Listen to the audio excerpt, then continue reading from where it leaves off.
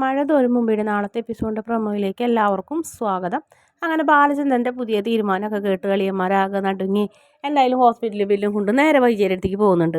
ഇതിനിടയ്ക്ക് അലീനയുടെ അടുത്തേക്ക് മനു വരുന്നുണ്ട്. അപ്പോൾ മനു വരുമ്പോൾ അലീനയ്ക്ക് നമ്മുടെ രേവതിക്കുട്ടിയുടെ അടുത്തേക്ക് പോകണം എന്ന് ആഗ്രഹം പറയുന്നുണ്ട്. അപ്പോൾ മനു കൊണ്ടുപോകാമെന്ന് പറയുന്നു.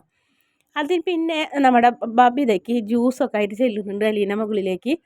വേണ്ട എന്ന് പറയുമ്പോൾ ഞാൻ ഉണ്ടാക്കുന്ന ഭക്ഷണം കഴിക്കാണ്ട് ഇവിടെ നിൽക്കാമെന്ന് ചെറിയ ബുദ്ധിമുട്ടാണ്, കാരണം നിങ്ങൾ വേറെ ഒന്നും ഉണ്ടാക്കി കഴിക്കില്ലല്ലോ എന്ന് പറയും. അപ്പോൾ ആ ദേഷ്യത്തിന് അത് കേട്ടപ്പോൾ നമ്മുടെ ബബിത ആ ഗ്ലാസ് അങ്ങനെ തന്നെ തട്ടിക്കളയുന്നു. അപ്പോൾ അത് അങ്ങനെ തന്നെ താഴത്ത് വീട് തകർന്ന് പോകുന്നുണ്ട്. അപ്പോൾ അത് കണ്ടപ്പോൾ ബാലചന്ദ്രന് ദേഷ്യം വരുന്നുണ്ട്. അപ്പോൾ അമ്മയുടെ സ്വഭാവമാണ് മോൾക്ക് എന്നുള്ള കാര്യം അറിയാം. ബാലചന്ദ്രൻ പറയുന്നുണ്ട്, മര്യാദയ്ക്ക് അടങ്ങിയതും കഴിഞ്ഞില്ലെങ്കിൽ അടിച്ച് ചെകിട് ഞാൻ മുളിക്കും, ചേട്ടനെയും അനിയത്തിനെയും മര്യാദ പഠിപ്പിക്കാൻ എനിക്ക് അറിയാമെന്നൊക്കെ പറയും. മര്യാദയ്ക്ക് അലീന പറയുന്നത് കേട്ടോട് നിൽക്കാമെന്നുണ്ടെങ്കിൽ നിന്നാൽ മതി, അല്ലെങ്കിൽ കൊല്ലപ്പള്ളിയിലേക്ക് പോയിക്കൊള്ളാൻ പറഞ്ഞു. കൊല്ലപ്പള്ളിക്ക് പോയാലത്തെ അവസ്ഥ അറിയാമല്ലോ, അതുകൊണ്ട് തന്നെ അടങ്ങി ഒതുങ്ങി നിൽക്കാൻ തന്നെ ബബിത തീരുമാനിച്ചു. പിന്നീട് സഹോദരന്മാർ രണ്ടും വൈദ്യരുടെ അടുത്തേക്ക് എത്തും.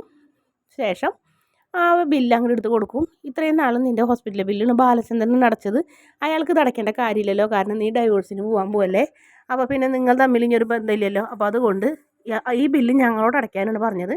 ഞങ്ങളതിൽ ഇത്രയും പൈസ എന്തായാലും തൽക്കാലമില്ല, അപ്പോൾ ഞങ്ങൾ പറഞ്ഞത് കേൾക്കാൻ നീ കൂട്ടാക്കണമില്ല, അപ്പോൾ അതുകൊണ്ട് തന്നെ നീ തന്നെ ഈ ബില്ല് അടയ്ക്കണം എന്ന് പറഞ്ഞ് ആ ബില്ല് വൈജയന്തിയുടെ കയ്യിൽ കൊടുക്കും. വൈജയന്തി ഇല്ലെങ്കിൽ ആകെ ചമ്മി നാണം കെട്ട് നിൽക്കുന്നതാണ് പ്രൊമോയിൽ കാണിക്കുന്നത്. വീഡിയോ ഇഷ്ടപ്പെടുകയാണെങ്കിൽ ചാനലൊന്ന് സബ്സ്ക്രൈബ് ചെയ്യണേ.